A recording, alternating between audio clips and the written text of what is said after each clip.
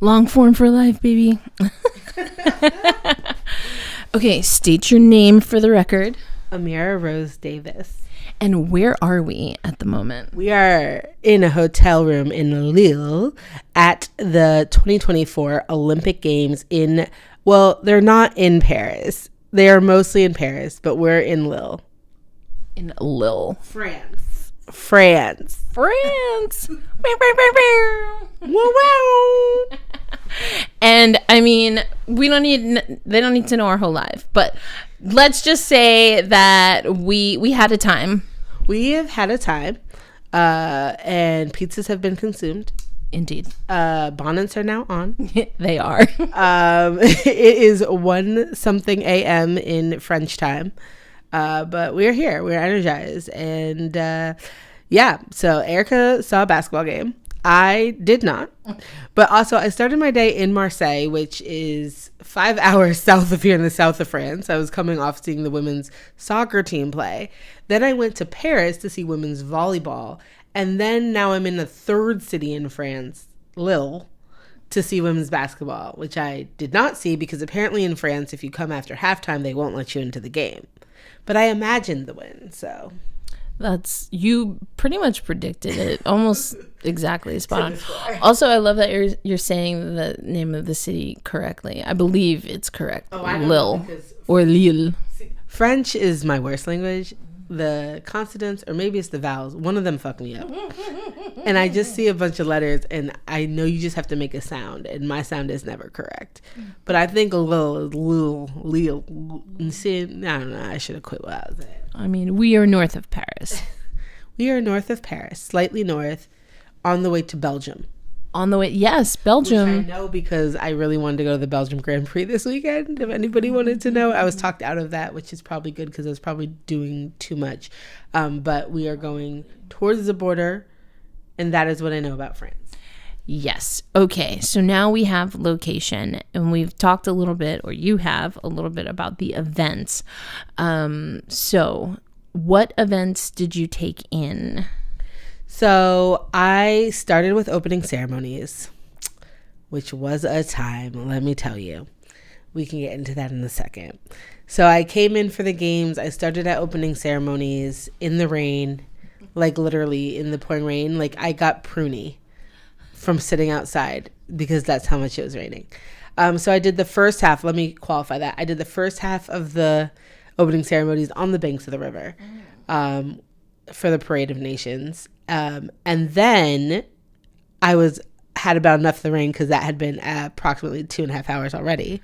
So I relocated to a bar with my friends Jules Boykoff and Dave Zirin, who are out here doing great work on counter Olympic protest, among other things. And so we sat in a very lively French bar where they would boo various politicians and they cheered Celine Dion, and Who among us? It was, and it was great. So that's where I spent the second half of opening ceremonies, which was very smart. And so I was also having a good time talking with Jules and Dave about some of the more critical aspects of the Olympic Games, which is always a really important conversation to have adjacent to all the fun we have taking in sports, but the very real harm that the games can do too. And they are always ready with that perspective. So we were kind of chatting about that. So it was a good start to the game despite the rain. And then on Saturday, because of the rain, skateboarding got rained out.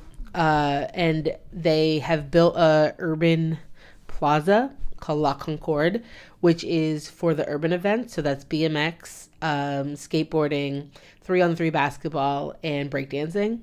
And it's a very interesting place, which we can get into, particularly because none of these are going to stay after these games. So they don't have that kind of longevity footprint. But they've pictured this park as a tribute to the urban. So they have DJs spinning and all of these activities, and all of it was rained out on Saturday. So I did not get to go to skateboarding. I did go to the Eiffel Tower so I could look at how the landscape of Paris looked different with all of the things they built. So you can see beach volleyball arena, you can see the Park of Princes and all this stuff. So I did that. And then I had some time to kill. because of that. And I went over to Bercy Arena and I saw the men's gymnastics qualifications. I was really interested to see Frederick hold it down for black boys flipping around in gymnastics. Team USA didn't struggled a little bit that day, of course. Although at time of recording, they have avenged that, winning the first medal for men's gymnastics since 2008. They got bronze. It was well deserved. Of course, the internet is memeing the hell out of Penn State alum. What's his name? Nieder. I'll find out his name before the end of this. And his glasses and his pommel horse. Content is A+ in that regard. So I went over. So I was at Bercy for a while because gymnastics qualifications take a while. So I was over there. Vibes were chill. And then from there I caught a train to Marseille. I was very excited because I was leaving the rain and the fog and the grayness, and Marseille was sunny and warm, and it was great. So I went to Marseille Saturday night. On Sunday, I had tickets to sailing, which is the only other event in Marseille besides football. And the U.S. women did not play Germany until 9 p.m. that night, so I had a whole day. And sailing was running a session from 12 until sometime, so I slept in. It was a miracle. And then I did not sleep in. That's a lie. I slept slightly in, and then I got up and watched the U.S. women do gymnastics trials, and then I watched the Belgium Grand Prix. And then I went to sailing. Now, let me tell you about Olympic sailing. Olympic sailing was held in the Marseille Marina. And before the event, I said, how are we going to look at the sailboats? Because they're going to go into the water, and then we cannot see. Now, don't get me wrong. If you watch Olympic sailing on TV, it is very compelling because they have the cameras up in their face, and you see how hard they're fighting to keep the sails sailing and the boat afloat. And you can't see that from the beach. So I was curious of how it was going to do. It was at Prado Beach, which is one of the most popular beaches in Marseille. It's a lovely beach. So I walked to Prado, and when I mean I walked there, it's because I got off the thing and the little there's the app game for the Paris Olympics is really legit, I have to say. But in the Paris transportation app, which is one of their 3 apps, they were like, we highly recommend walking because it's a short walk. No, that bitch was 25 minutes. I just want everybody to know that. And as we're walking, it's like hot. So like I'm like sweating. I noticed everybody else walking in that direction has like bathing suits on. And I was like, what do they know that I don't? What they knew is that watching Olympic sailing is just a beach party. Quite literally, at the marina, the public side of the beach is here. And then if you have a ticket to Olympic sailing, which is like $20, you go onto this side of the beach, which has games set up to play. They have a big TV screen. So if you want to watch sailing, you can watch it on TV on the beach. They have some like sailboats up so you can take pictures by them, which I did. And then a lot of people were just in the water. And so it was a beach party. They had like cooling stations, which were appreciated, and like some umbrellas. I don't really understand the hierarchy of like how the umbrellas were divvied up. But I just enjoyed the beach, and I maybe glanced at a sail. But I couldn't see. Again, you can't see. So I was just there for the vibes. It was interesting. And then I walked back. Another 25 minutes. It was the heat that made it. It's not the walk as long. It's just the heat. And I'm saying that like it's not. I'm from Texas. Like it's not. But I live in Austin. It's a dry heat. This was like a very humid, sticky heat. And then I got ready and I went to the U.S. Germany game, which was very compelling and a very dominant performance. And then I hung out with Sam after the game, Sam Coffey. She's the starting 6 on the national team, former student of mine and a good friend. So I hung out with her family for a while after the game.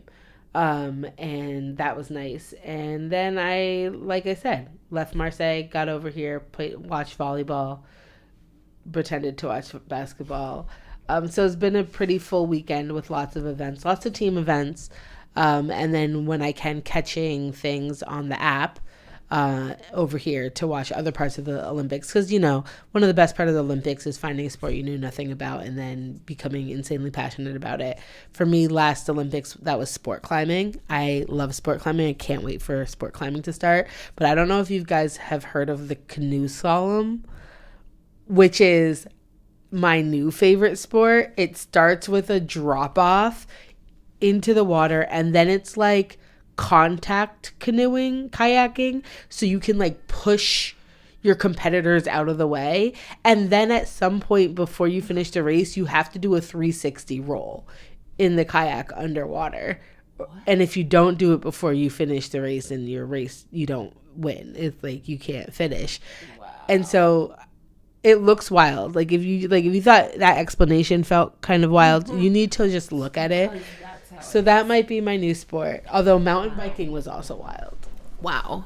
You did a lot. Like, I feel like I need to up my game. I mean, dang. Like, you've been everywhere. Yeah. No, it was definitely like Fast and Furious because I knew that I had to cut my Olympic trip in half, so I won't be here for the second half of the games.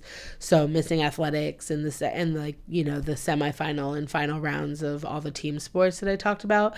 So I had to reframe my purpose of this trip, and so it wasn't about the longevity. It was about like doing a lot in a little bit of time. I have a 10-hour flight home. I can sleep, and getting a feel for what the games felt like here. So the French and the French Olympic Committee have designed these games with the motto in mind, games wide open. And part of what I've been really interested in seeing is like, what does this motto look like in practice? How successful have they been? And what ways are the games not as wide open as we might think they are? And how do we design this kind of wide openness? So that's one of the things I've really been paying attention to. I love that you offered that because it gives me a moment to actually step back for a moment, because we hopped right in. We were just like, get right in there. And I want to be mindful, just in case there is someone who doesn't know who you are, which, like, I mean, I'm sure it happens every once in a while. But I want to really step back. So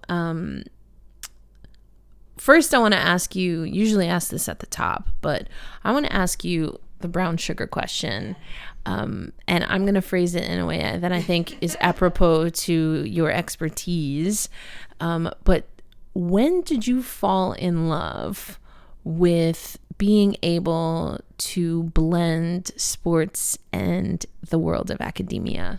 Yeah, first of all, I just love us, because I feel like if you say the brown sugar question to people don't get it unless if you know, truly in action right there. I love this question.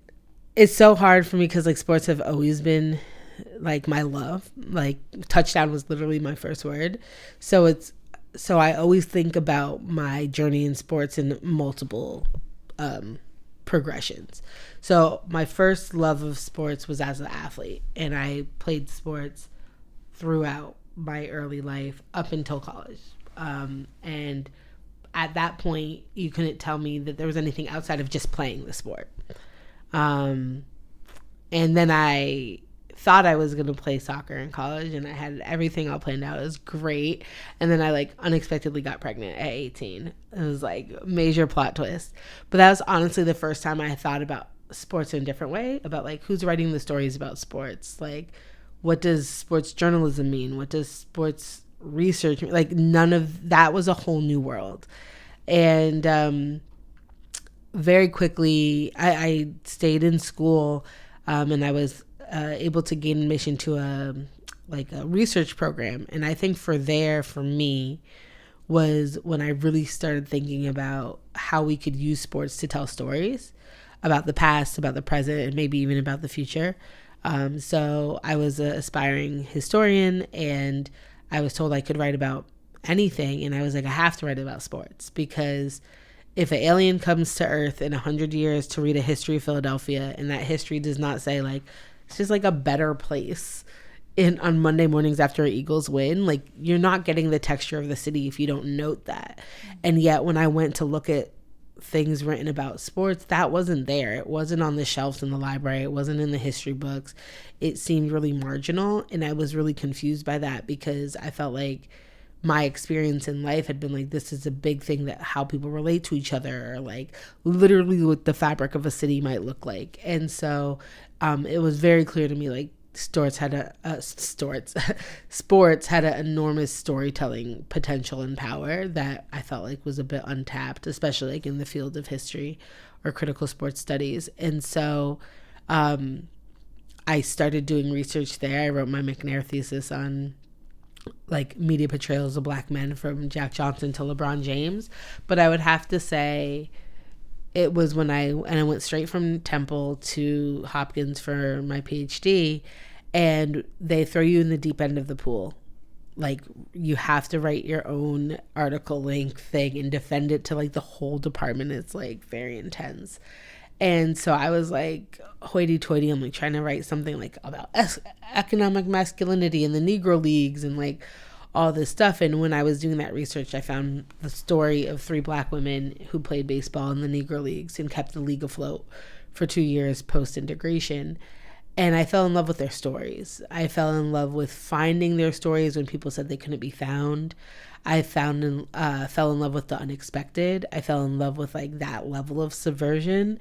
I fell in love with like the assembling of fragments of the pieces of their life into a narrative that might change the way we looked at the history of the Negro Leagues or the history of baseball or the history of black women's sports. It felt like it had so much to offer, but at the center of that was really about asserting black women's humanity through exploring their lives as in and around the game of sports.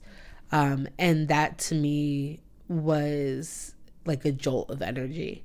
And I'd always written about sports and loved it, but that was like a new relationship to it. And I'll never forget, because I still had this hesitancy about writing about black women in sports. And I didn't want to be typecast or put in a box. And my advisor said, well, if you don't do it, who will? And will you like how they do it? And that like sobered me up real fast, because like probably not, because I'm petty.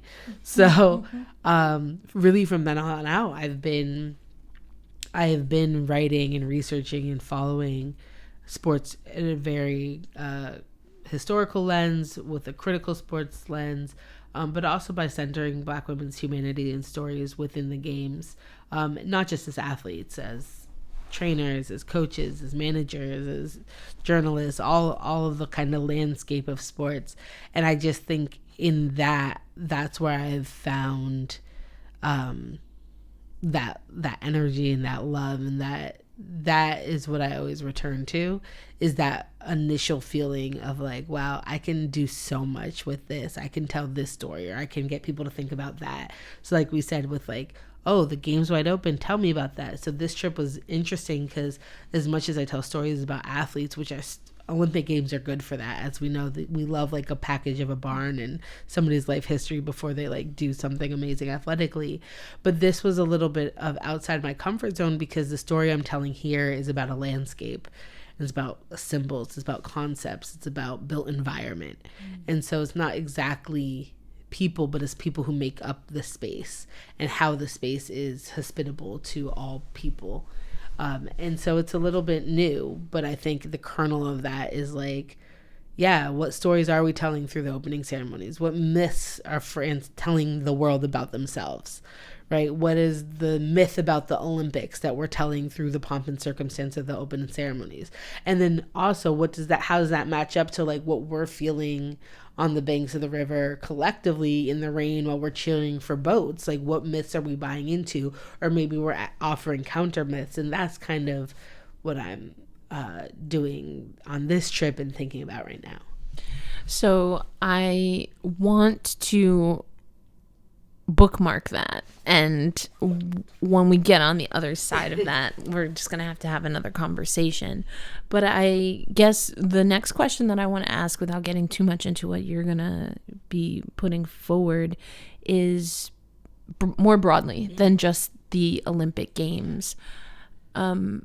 Can we hold space for the propaganda that is a sports machine, and still honor the the celebration and the triumphs and the victories of what it takes for athletes and their communities to get to the Olympics. I mean, what does that look like? Who or what is an example of that, would you say? Yeah, for sure. I mean, I think like we're almost required to do both, right? I don't think there's an institution that we occupy that wholly loves us fully.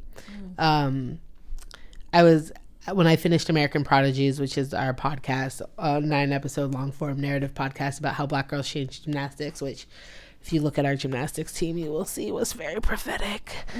But at the end of that, we had counted all these kind of ways that the sport had broken so many young Black girls.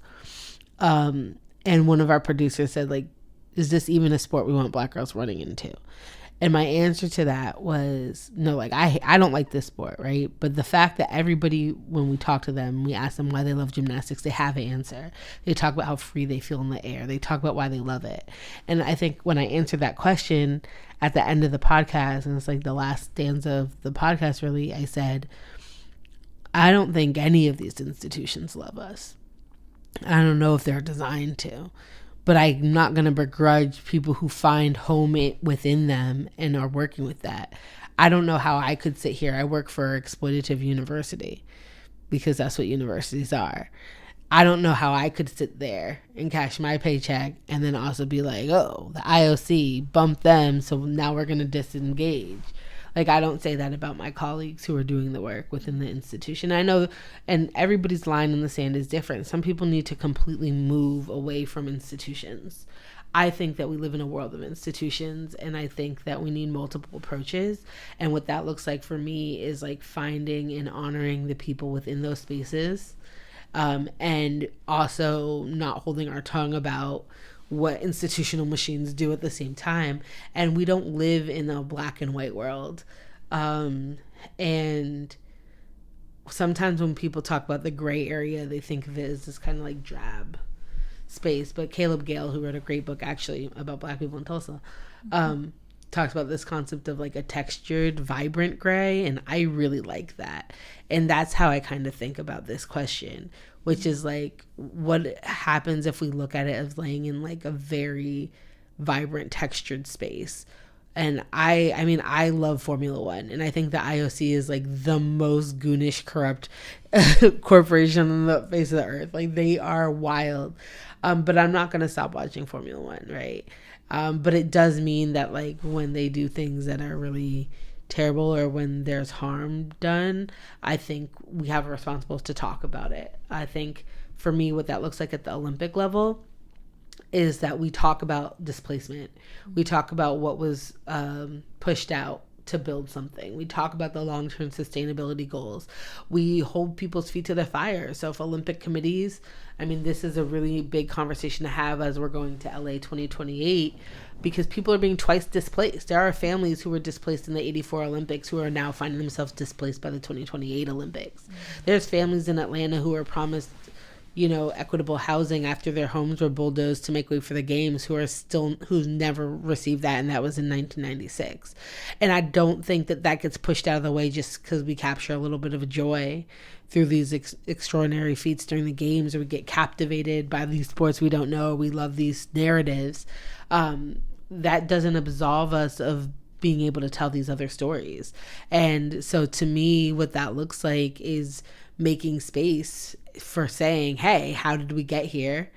This was messed up. This is ridiculous. And also being joyful and celebrating those who are participating. I have a lot of friends. I have a lot of former students. I have a lot of people who are Olympians, and it's a pleasure and a joy to watch them shine at their craft. And I think that's really important. And I don't think that is mutually exclusive to saying, hey, it's really kind of whack that you brought in all of this militarization and security systems under the pretense of the game, but these cities are not giving it back, and that policing is now going to disproportionately fall on the shoulders of Black and brown communities globally, and we know that to be fact. And how do we prevent that from happening? The more we talk about it is the more we can watch for it on the other side of the game. So once the confetti has fallen and the anthems have been played and people are going home with their medals and all of that rolls out of town, that we don't forget, and we don't, wait, a few years later to be like, oh, look at the state of Rio now.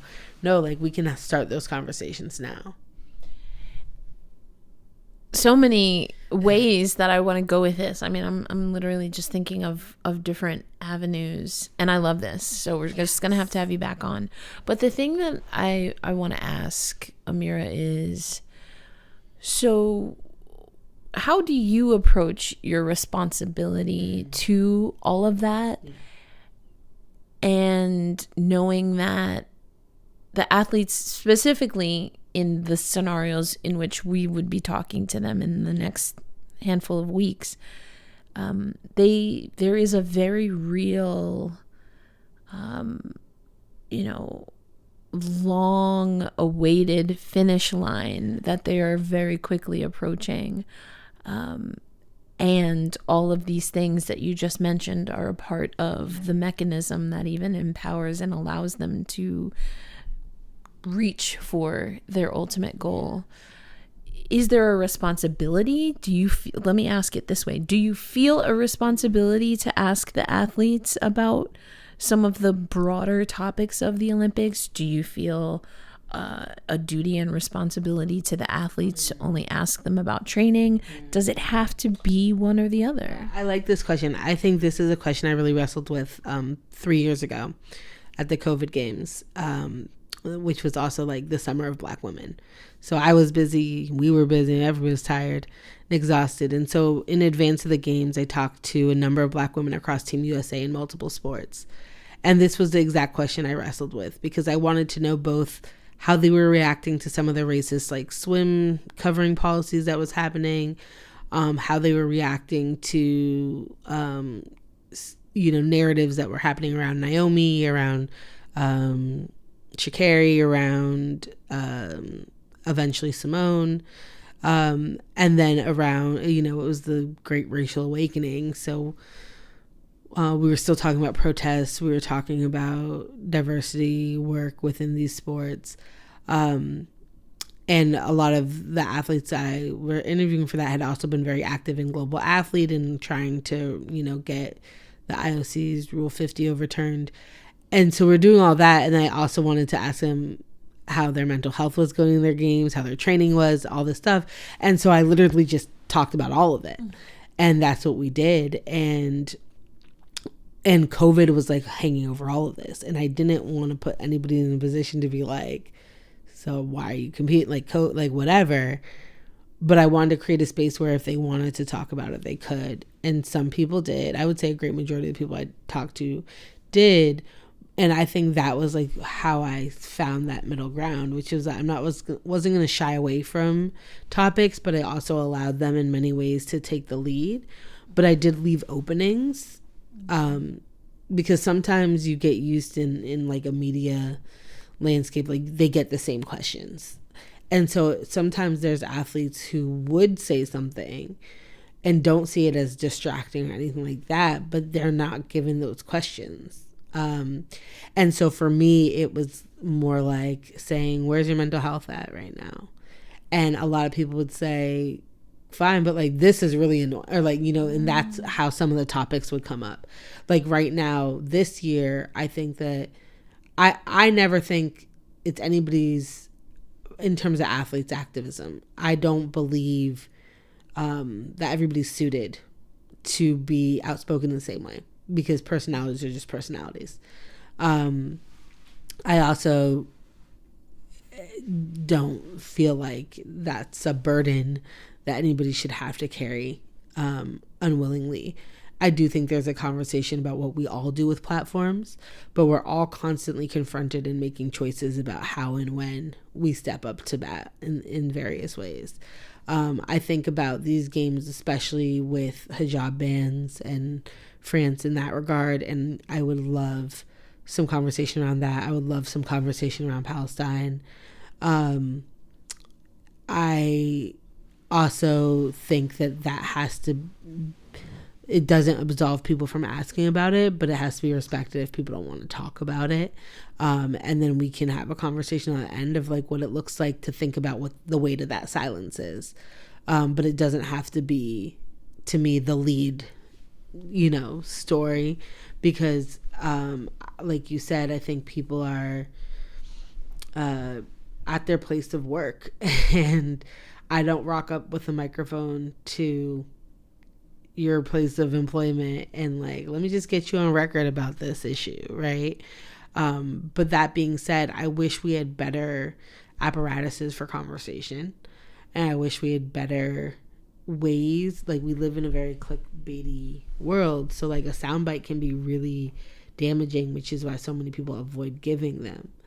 And that's not the conversations I'm interested in. I'm not interested in finding the perfect quote. I want to sit down and say, like, what does it feel like to be dealing with these things, right? Like, what does it feel like for this to be the context of what you're competing in? And I think we were able to do that a little bit 3 years ago with COVID, where it was just kind of put out there, and there's a lot of people who were like, yeah, like, I don't think we should be having these games, but they're here, so I'm gonna go compete. And there's some people who are like, these are my feelings, but I don't think my feelings are gonna change anything, but I still want to put them out there. And there's some people just bypass the question. So I think that that's kind of my method, which is like, how do I create my interview style anyways, and my is very conversational. So it's always going to be about providing a very comfortable environment to just like it's not about gotcha. It's just like, what does it mean to share space with somebody and exchange time and energies? And I think because of that, it allows me a little bit more flexibility in how or when or, you know, why some of those conversations may come up. You know, I hope, my hope is that people who are going to listen to this conversation between you and I, where I literally did just pull up with a microphone. So I was like, skirt, I do pull up to people's job or hotels with a microphone. I was like, damn, a shade. No. No, I was like, skirt. No, I mean, I'm obviously joking, but I seriously did be like, oh, let me put this away. Well, I mean, and where I want to go in part with this is about style, because I think that people who are going to listen to this may be coming from different walks of life. That's the hope with these interviews, is that I'm so excited by the myriad of women, the Black women, and that a lot of us that we're doing all of the things. From, you know, I'm hoping to talk with someone who oversees all of content at Olympics.com, to someone like you, again, that is at the intersect of sports and academia, to, of course, the athletes and the broadcasters and everyone in between, photographers. Like, there's so many Black women doing so many things. And the more I speak to those of us who identify as Black women, or melanated people, as I like to say, the more that it seems like a lot of us have come to this, whether from a different profession or in this profession or not, because we felt that there were holes in the storytelling that we could fill. And at least a part of that is also on how you approach asking questions, which is effectively what we were talking about. And there is some of it that is very much driven by relationships. Like, we have to honor and acknowledge that. Like, yes, I literally did pull up with a microphone. First of all, I was at a game, so like I had my stuff with me, but there's a relationship and a rapport. Like, we've only met in person twice. 2, 3. Well, no, with 3 times, because when y'all did the show in New York. So that's not a lot of time, but there's also been time to build that relationship. And so it creates this. But you don't always get that with athletes. You don't always get that with people that you're speaking to about the world of athletics. So what I would love to hear from you is, and I know you hit on this a little bit, but when it comes specifically to knowing that you're not always going to have the prep maybe, or the rapport and the relationship that you may want, and you still have an assignment, you still have a goal. What and how have you developed, and how have you developed your approach and your style to interviewing people? Yeah, I think that my from the top, I always say this is like super informal. Like, I always say that. I find myself saying that a lot.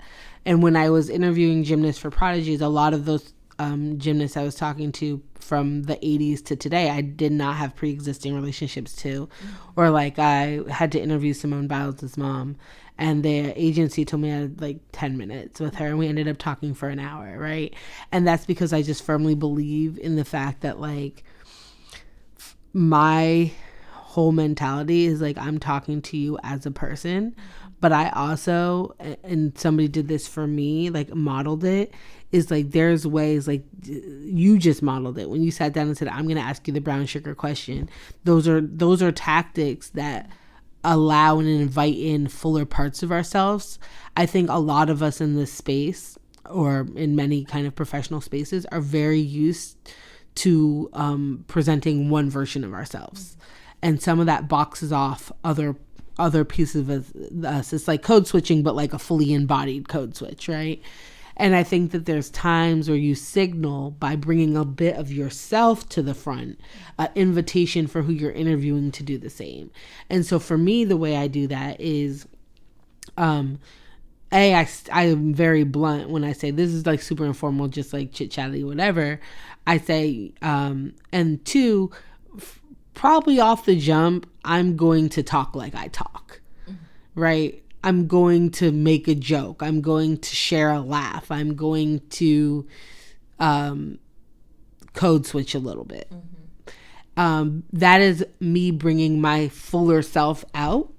And I'm doing it not because I think, oh, that's going to be picked up and people are going to run with it. That's not necessarily it.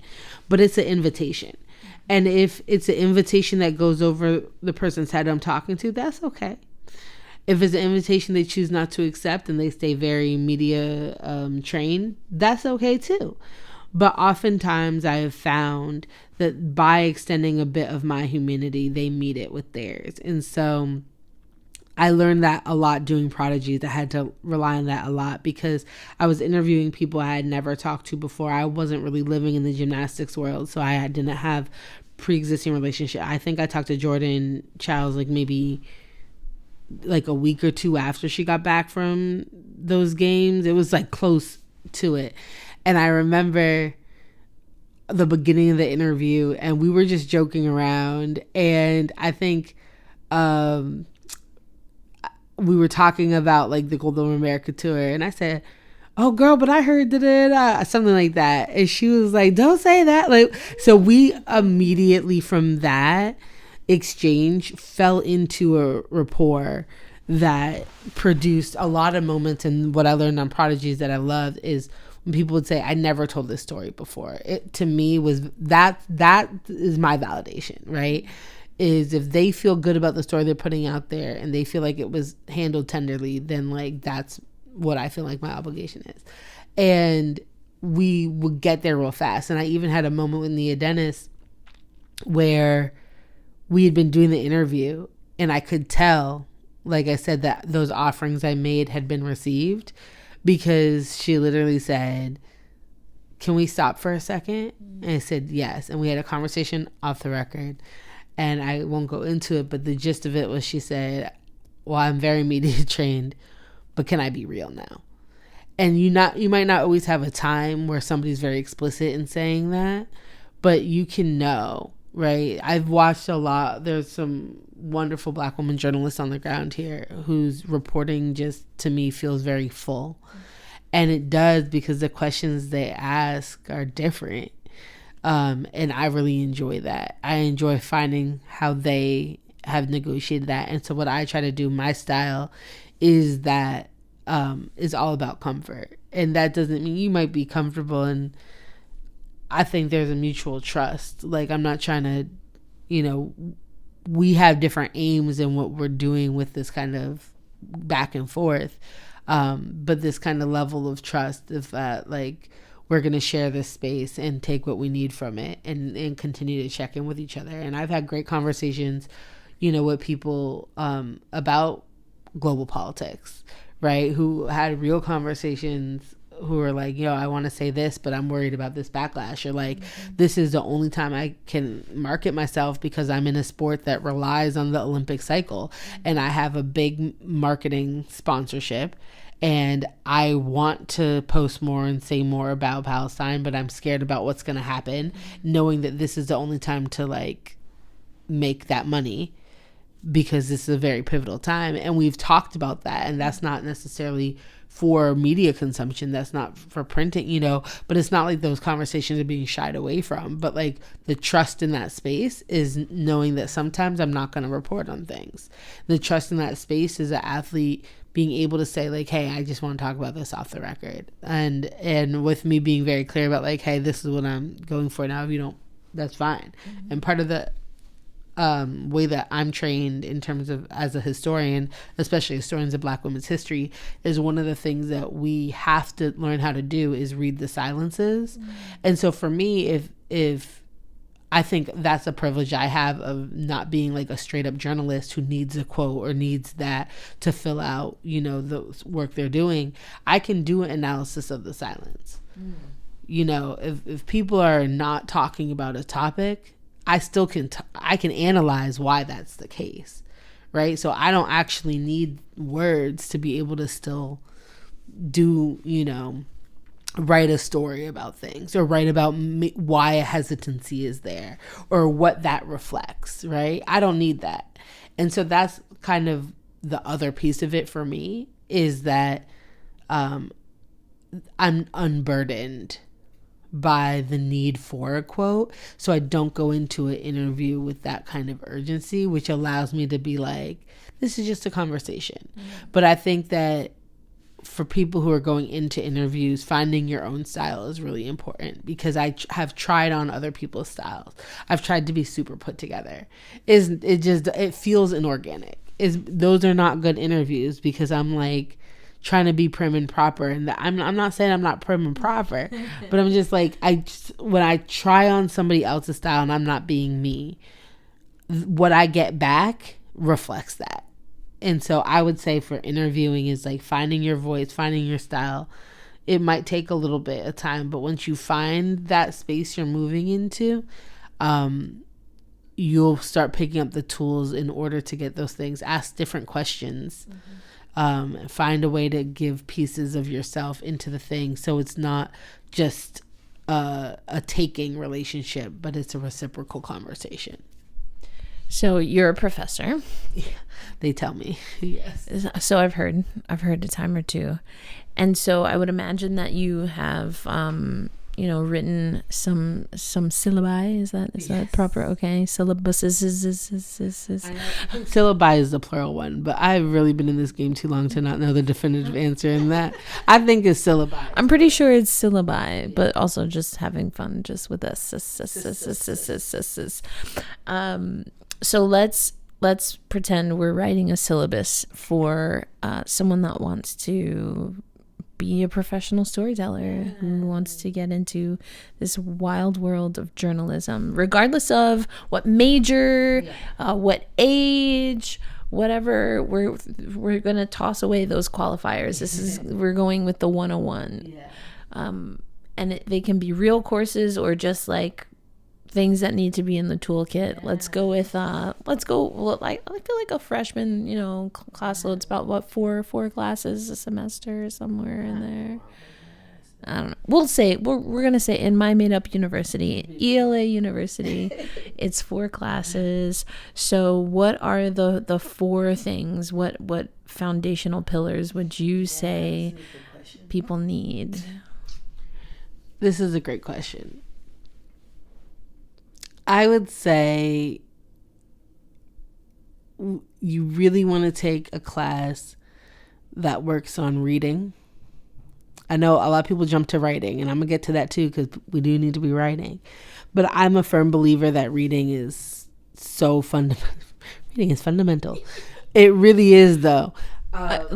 I don't know if that's where you were. Well, it was learning is educational from Doug. Yes. I was like, is that where we're going with this? Well, I heard Drag Race when I say reading is fundamental. But yes, Doug. But I do think, like, to me, reading is something that is, I can't stress it enough. I think you learn the most by reading. And and let me be clear, there's multiple ways to read. So if you need to read with an audible book, go for it. But I have learned so much about craft and storytelling by reading writers, right? Like reading what writers do with the word, or good long form journalism, listening to a really, really well scripted podcast. Like those are teaching tools. So a class that gets you to read. Now that could be an English class, but also I'm just like, obviously I'm a historian. But like pick something that interests you because it will be 100% better. Like I tell everybody who takes my classes, I teach sport and society class, I teach a 1960 class, have a kernel of interest in it, but search out a course that is going to challenge you to read. I think we have shifted away from reading in a digital society where we're really trained to read like clips. We're trained to read tweets. We're trained to read a 2-minute TikTok, like when you write the captions and the things on the thing. But like really going back and like learning how to sustain reading and analysis of a text is going to come in so handy. I think that is top of the list. Have to do it. Of course, along with that is writing. But you could get a writing intensive course. Like, hey, this is why history courses are great for you, because you could take a reading course that's also a writing intensive. Oh, look at that. But yeah, I think you definitely need to take some sort of course about society. I'm partial. I work in a Black Studies department. I think that would be helpful to a great many people. Come take a Black Studies course.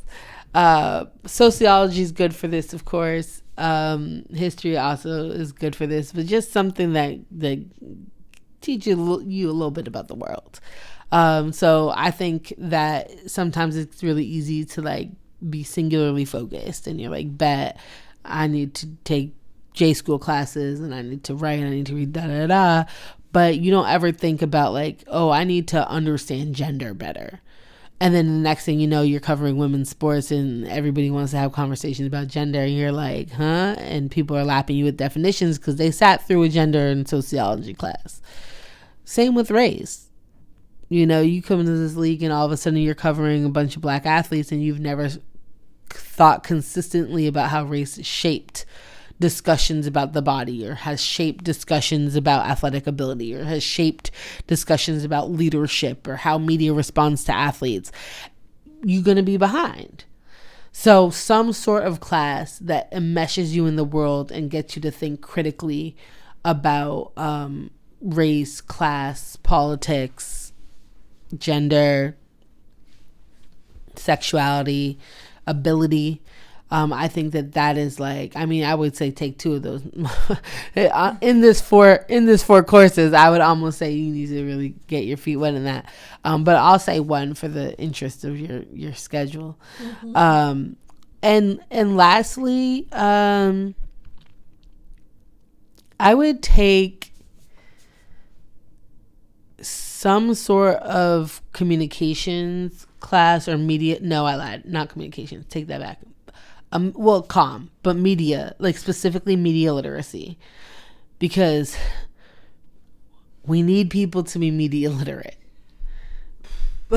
Please.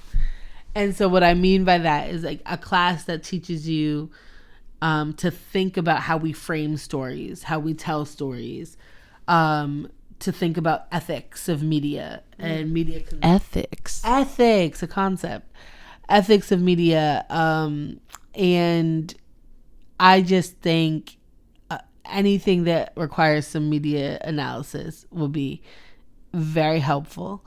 So that, you talked earlier, Erica, about like finding the gaps and like how that has got a lot of people in the industry because they realized something wasn't there. And a lot of people have been able to do that without necessarily the language. It just might be like, oh, this is not there, and we got to create it. But I do think that media literacy really helps, because then you're also able to like put a language to some of the patterns you're seeing and also maybe see new patterns. So I would say reading, writing, media literacy, and something that teaches you about the world. There you go. Boom. There you go. Filled up the whole semester. I like it. I dig it.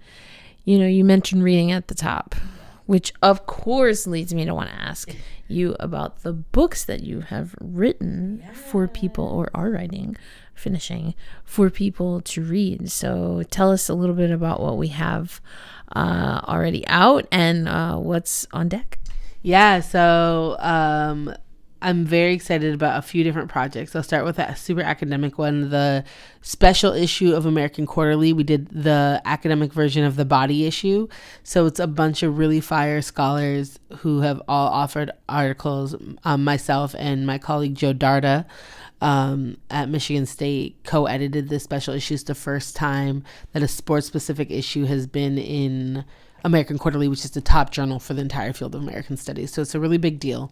And in it, we talk about the body and ideas about the athletic body and how they intersect with race and gender and all this stuff. But the pieces, the articles in this are so dope. We have a scholar named Ruba who wrote about Palestinian skateboarders crafting joy, that's phenomenal. We had a great team writing about Golden State Warriors and Silicon Valley and like tech and sports and all this stuff. Val Moya wrote a really great piece about gender in the surveillance state to look at how like gender policing in sports is also tied to the security apparatus. I never thought about 9/11 and gender stuff in sports, but after reading Val's article, I'm like, can never see the world, the same again. So that's the body issue of American Quarterly. That's out now. That's a academic thing. Now we're going to swing the spectrum completely because Go Woman Go, which is a children's book co-written with Michael Long, just dropped, illustrated by Charnel Pickney Barlow, who uses this really great like paper doll kind of like cut and paste style to illustrate it. It's a story about Wilma Rudolph's athletic activism after her second Olympic Games, where she won 3 golds in 1960 in Rome. So the story picks up after those games and looks at her initial athletic activism in her hometown of Clarksville, Tennessee. Then I also provide an author's note at the end of that, which points you in directions for further reading and tells you a little bit more about some underexplored aspects of her career, if you will. So that came out just July 16th of this year. So it is brand new into the world, and you can cop that wherever you get your children's books from local booksellers, and then of course the big ones too if you want it from there.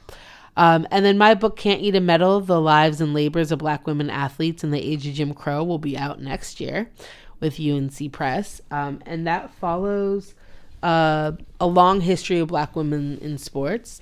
Like it says, the lives and labors. It's in many ways a labor history. I'm looking at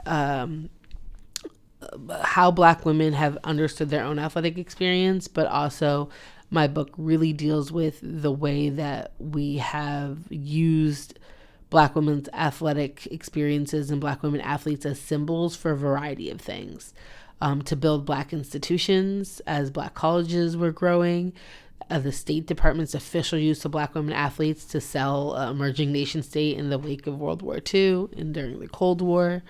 I look at a number of things from 1900 basically up until Title IX. So the book ends at Title IX, where the legislation actually really destroys everything that I wrote about in the first 6 chapters of the book, but looks at the kind of uneven legacy we're still living in the shadow of. And so the last chapter of the book really deals with on the ground what that looked like as it was unfolding through the perspective of Black women, both as athletes and as administrators.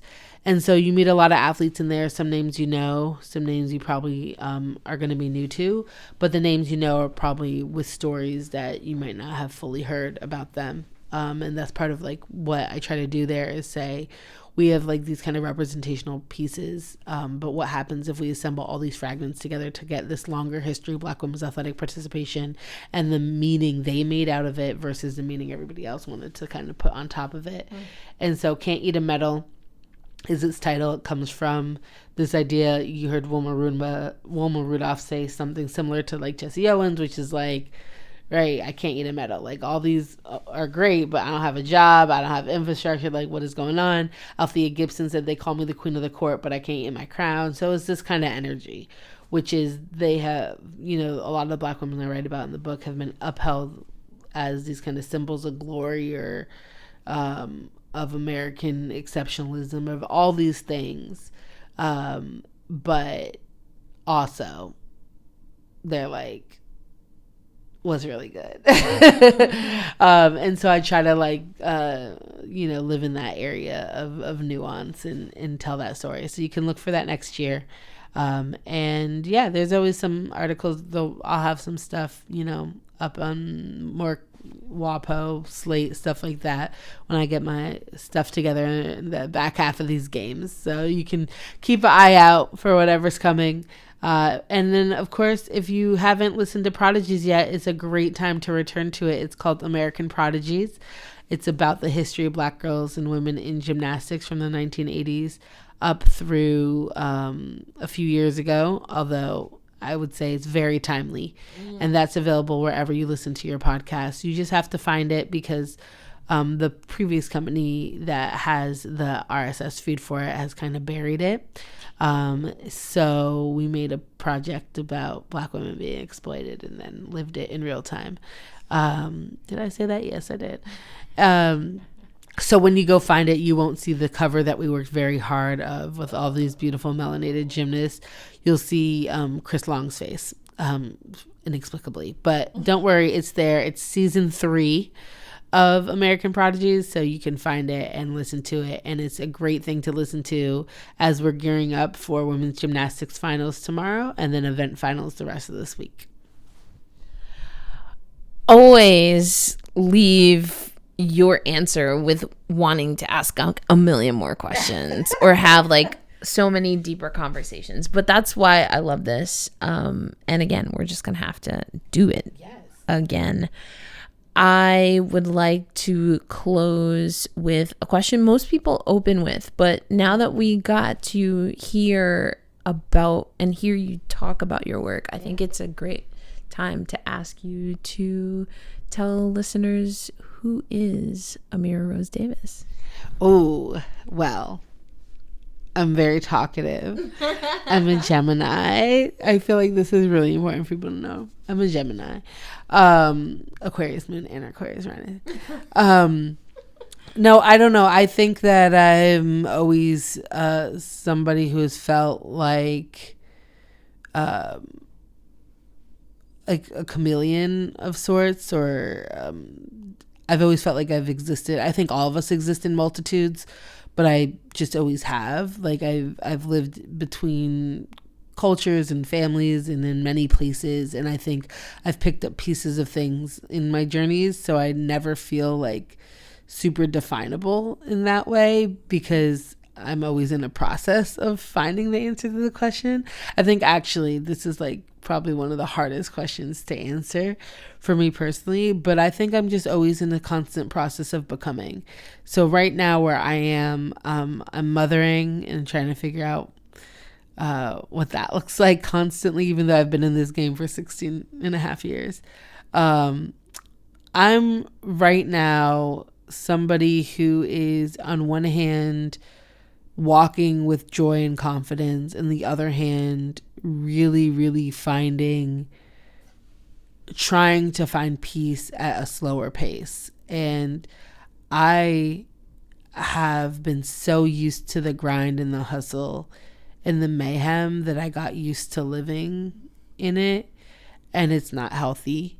And I'm trying to remind myself that I'm not disposable and I'm more than what I produce.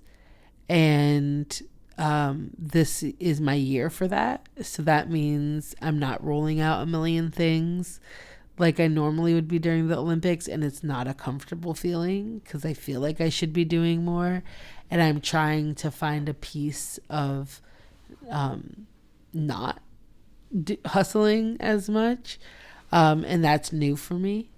and it's hard. But I'm really trying to do that. And so that's my process becoming right now, is like, I wouldn't say slower pace, but like comfortable at a pace that's not breakneck. And so that's really where I am. I'm trying to be a better, more intentional writer, a better, more intentional listener. I'm a reader always through and through. So that's where you find me. You find me kind of at the junction of being very sure of who I am professionally in one way, and also trying to think about how I can feel better day to day doing the work so I don't burn out. And I think I've got very accustomed, like I can post a million memes that's about burnout, but it's really different to try to actually live in a way that is heading it off. And so I am just in a process of finding new processes, and that's where you find me now. So that's the best way I can answer that question, because I know if you ask me in like 6 months, my answer will probably change. So I would just say I'm trying. Aren't we all? I mean, I love that. And that's why I really do think it's I mean, not just because I'm asking it, but I think it's an interesting question to ask people. And I once did an activity where we had to like, who are you? And I was like, oh, like, but you can only answer in one word. Oh, no. Ew. And I know, you were like, pass, immediate fail. But the thing about the activity is that you were asked multiple times.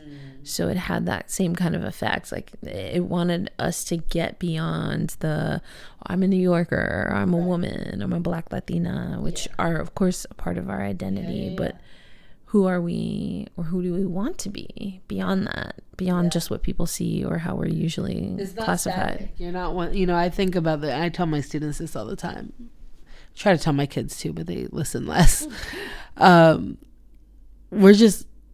You're not ever one thing, and you're not ever tied to what that is. Me 5 years ago is different from me 10 years ago is different from me now.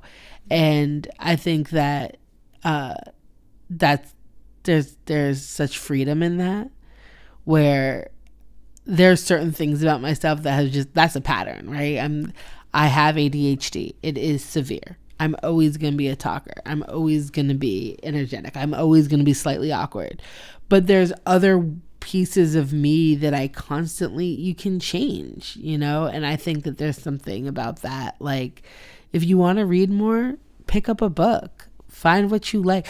I would say, and this is about finding yourself too, is run towards joy.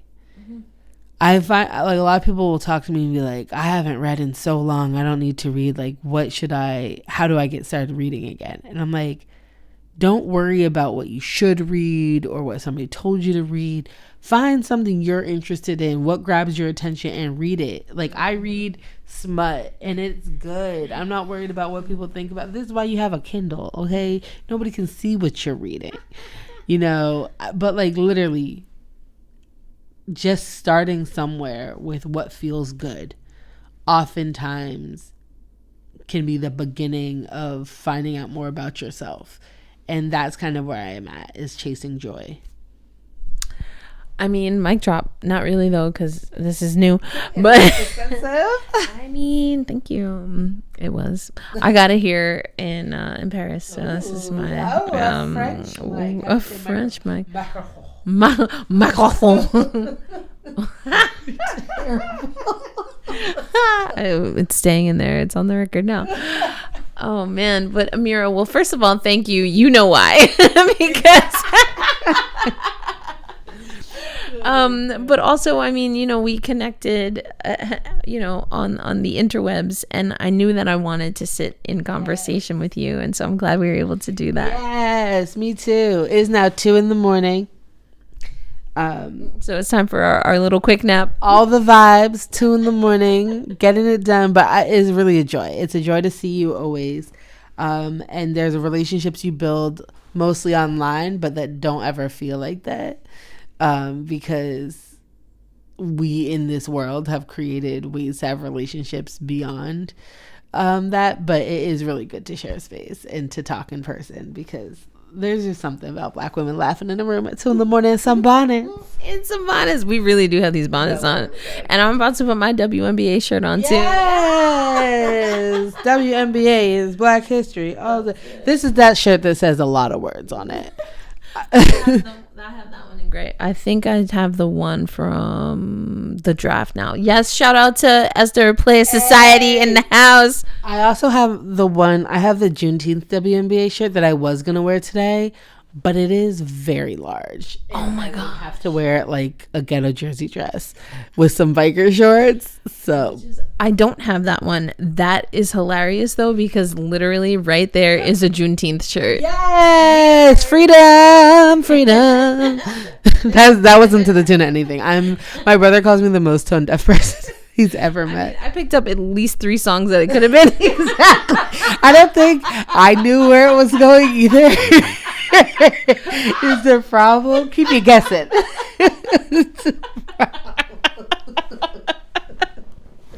Oh my gosh.